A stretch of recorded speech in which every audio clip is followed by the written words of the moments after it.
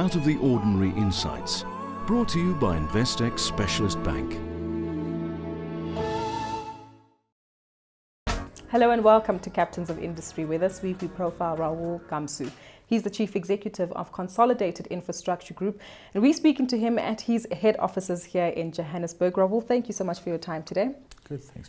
Before we get into the details, we've got this beautiful picture behind us. Unfortunately, there's a spot that isn't as bright as the others, but could you walk us through the mural that's behind us and that you have here at your offices? Yes, well actually the mural's called the Dark Continent, and it really reflects what happens on the African continent and how you have electrification around the world, but in Africa you've only got 1 in 4 with access to electricity. So we all know how life-changing electricity is and what we do, and that's fundamental to one of our main businesses, CONCO, which is Consolidated Power Project. It's a critical part, and we hope to transmit electricity across the continent. No doubt. You mentioned that this is related to your business operations. I understand Consolidated Infrastructure Group started off as Buildworks Group Limited, but walk us through who is CIG for those that at home might not be aware. Yes, so CIG, or Consolidated Infrastructure Group, is listed on the JSE.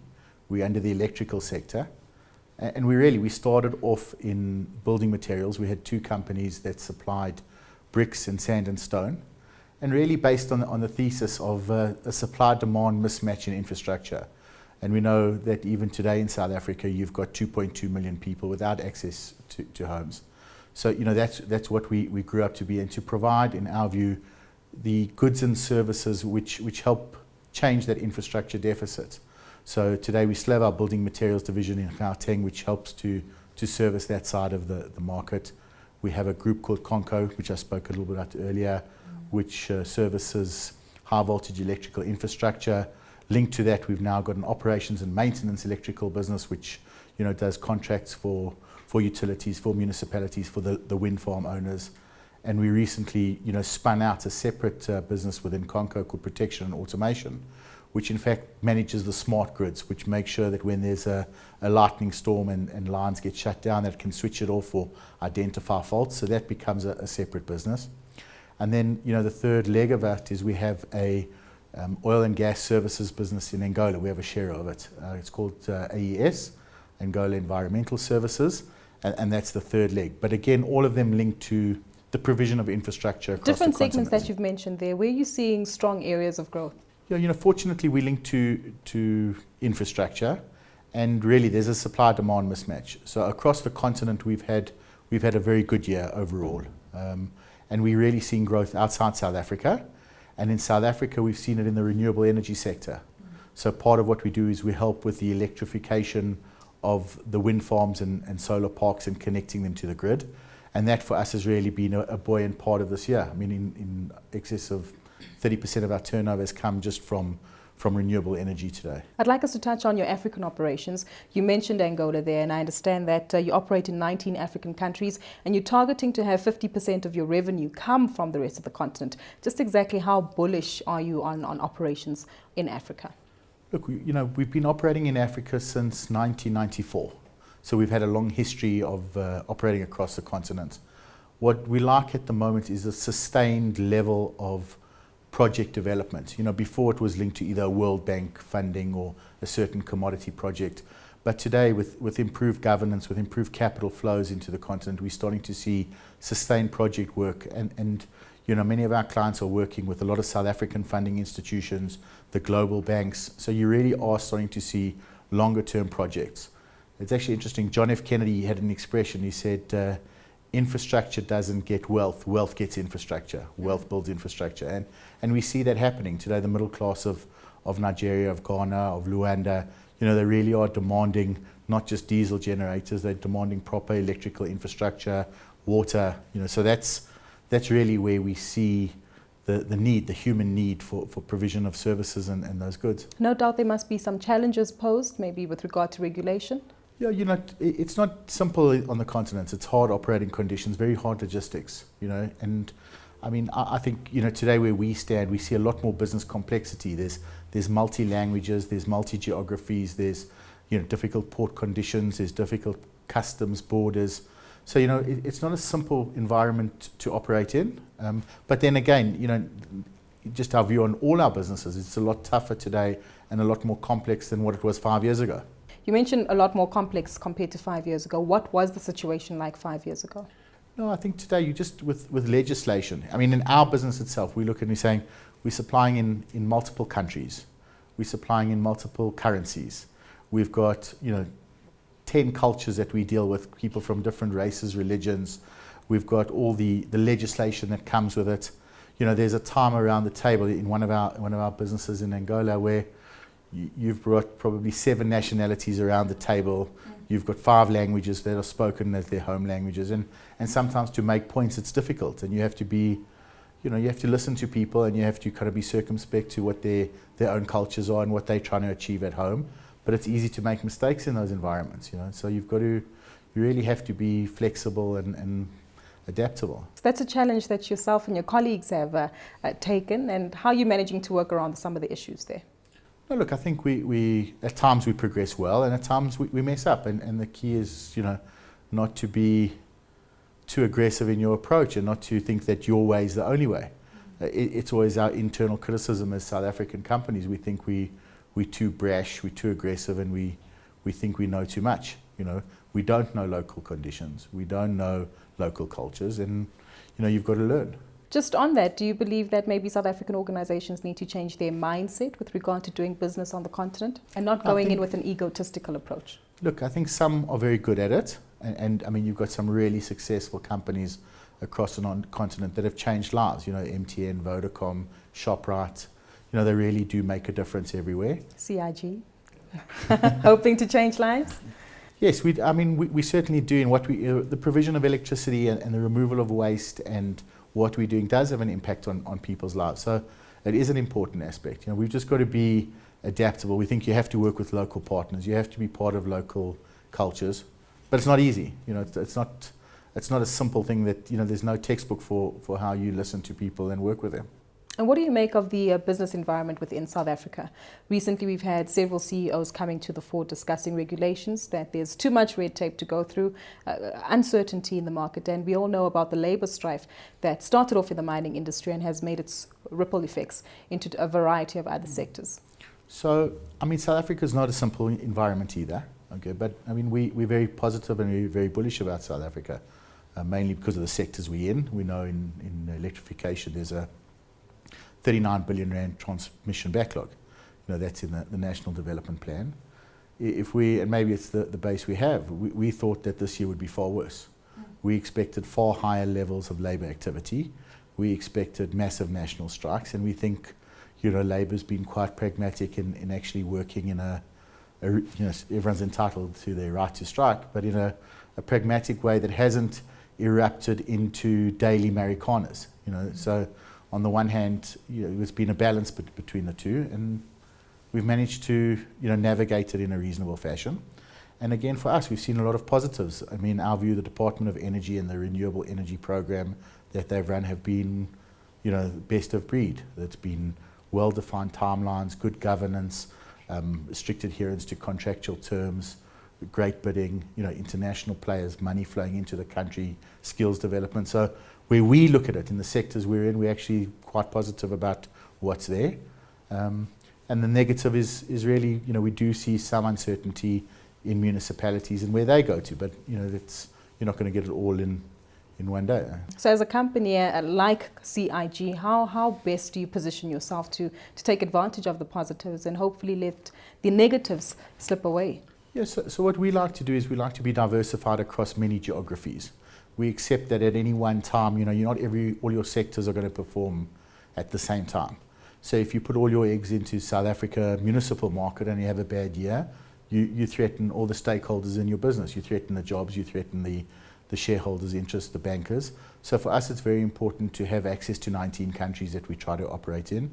For us, it's important to try and work across multiple technologies and different provision of services within that sector so that you balance your growth. So we try to do it the other way by not putting everything into kind of one bet. Raoul, I just want us to take a few steps back and go into your background ever so slightly. I doubt you ever imagined that you'd be the chief executive of a JSE-listed firm when you were a lot younger. No, I totally knew I would do that. Oh, really? Talk about ambition. But where was the bottom of the ladder for you? I was privileged in a sense is that I qualified at Wits University, and I did articles at Arthur Andersen. And my first job was really to become literally 23-year-old, and Brian Joffe of Bidvest gave me my first break. Really? He had a business that was underperforming, and he literally said, well, either you fix it or you close it down, but let's throw it to the wolves. We've tried 3 or 4 CEOs of different experience, and all we just want is kind of a young, fresh, entrepreneurial eye on this thing and see if we can't make it work. So for me, it was a privilege to be 24 years old and running quite a nice business with factories and distribution But for Brian Joffe, that must have been a huge responsibility. I was just pressure. I couldn't sleep at night. So how did you get through it? We were lucky. It actually worked out to be a very good experience.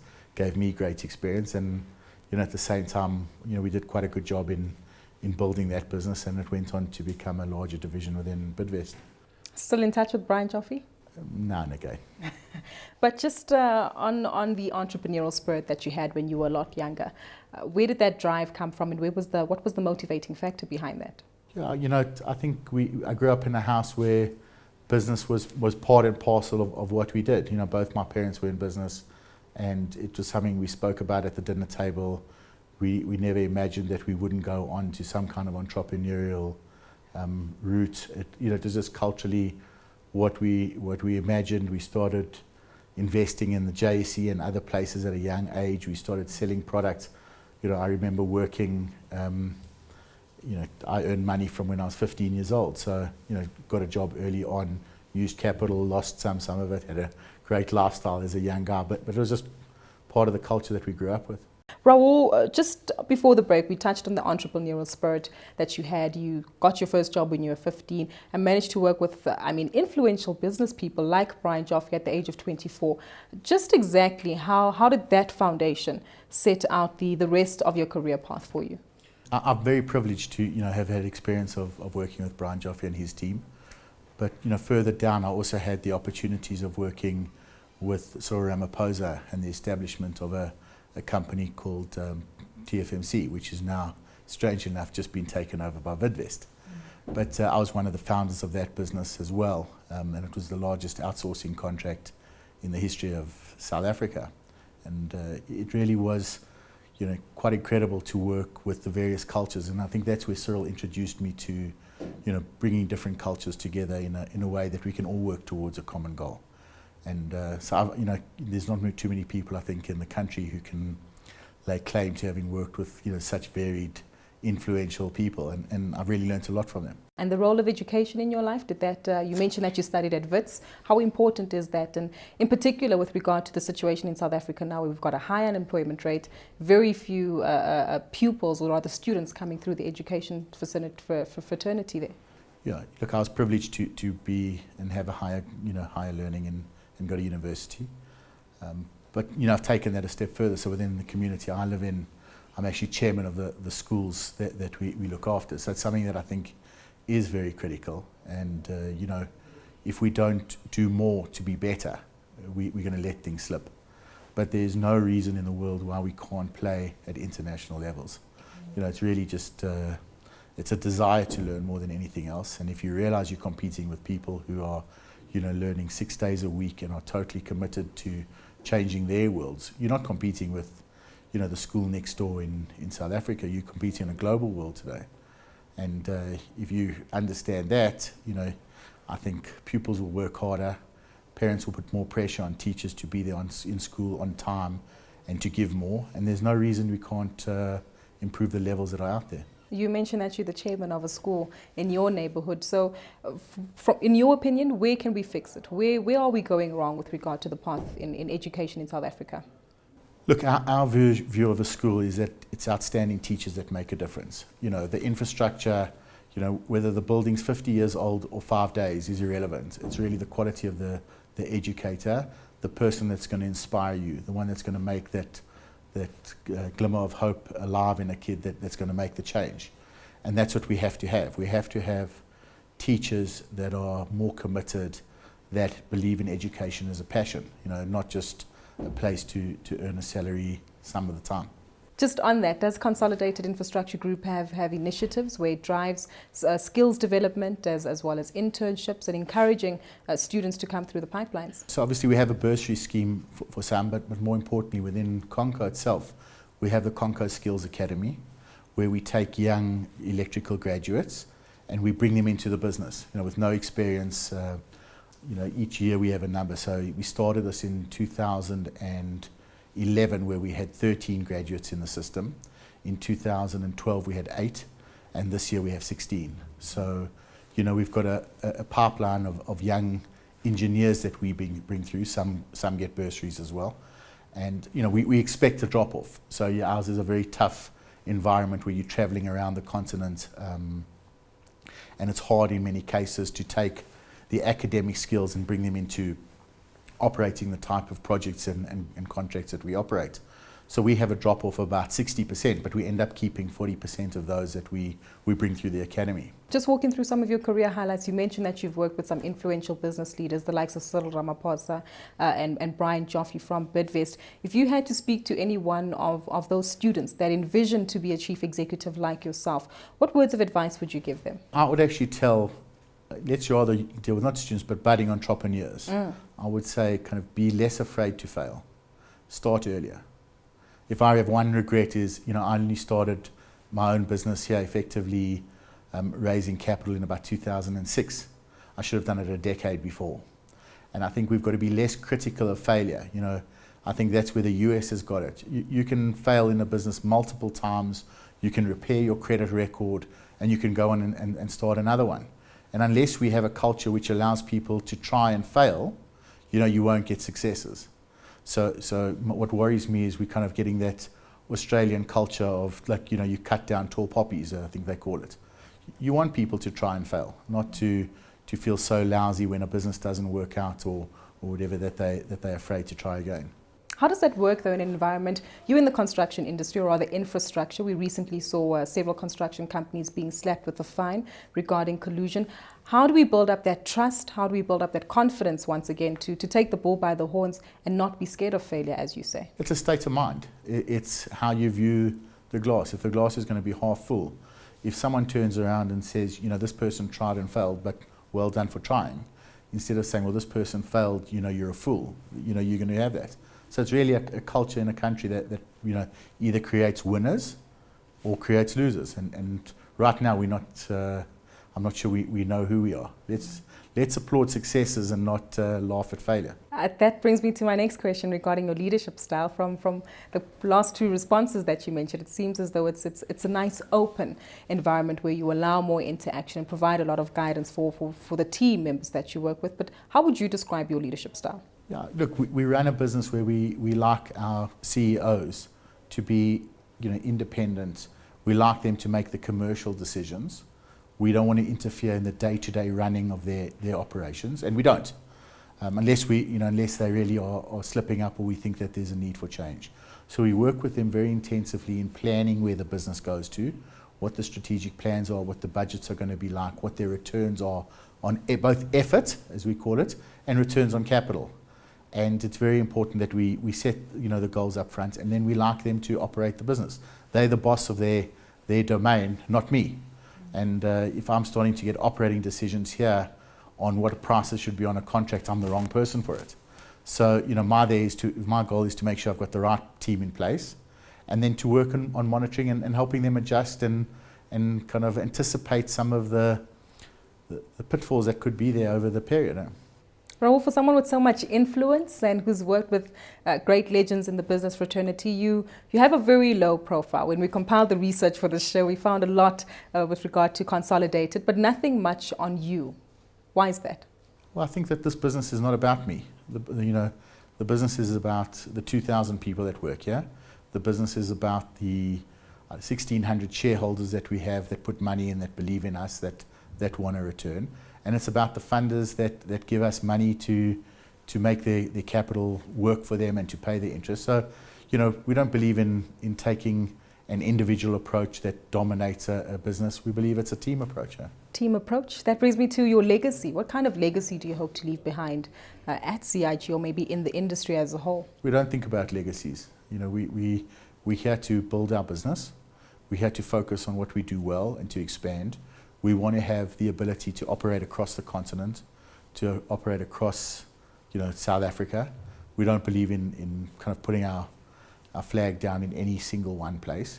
And if we just do the small things well over time, hopefully we'll deliver the right outcome. Then let's come back to the company. From CIG, what can we expect from you in a year's time? Yeah, look, we're very fortunate that we're in growth markets, that we are going along it in the right way. We have challenges, we have headwinds in terms of we've grown tremendously over the last 5 years, and that we just aren't as good and as slick and as quick as what we were 5 years ago. And our goal now is to tighten those spans of control, to be closer to our customers, to provide an even better level of service than what we do. And if you just do those basics right, you'll deliver longer term. So we're not here to change the world. We believe we're fortunate that we're very well positioned in the electrical sector and the power sector. So, you've got decades of growth ahead. May not be this year, but certainly over an extended period. We're in the oil and gas sector, which is certainly a game changer for the African continent. We expect growth in Tanzania, Ghana, Mozambique, and of course, shale gas is certainly going to be influential in South Africa in time. And if we can just do the right things in the right way, we'll build a good business. Your thoughts with regard to the influx of Chinese infrastructure companies coming into South Africa? Does that pose competition for you, perhaps? Look, it's a sophisticated world today. It's a competitive world. We've encountered them across the continent. It's not unique. And as long as the buyers of services set the right standards, we've got to be able to compete across, all markets. We're seeing Iberian competitors, Chinese, Indian. I think what's very important is that we do have to be socially responsible as a country. So, sure, let's have management, but let's not trade South African or African jobs for Chinese jobs. I think, that would be insanity, and it causes apprehension in the minds of the man in the street. Coming back to this mural that we have behind us, you mentioned it's called the Dark Continent, representing Africa. Yours proudly South African, from what I understand, and you operate on the African continent. What's your African dream? Yeah, we haven't really got an African dream. We've just got a dream of building our business. We're aware that there are challenges. This is not a simple place to operate. We do well and we are adaptable, but it's not. We've been in environments where governments have changed. There's been civil war.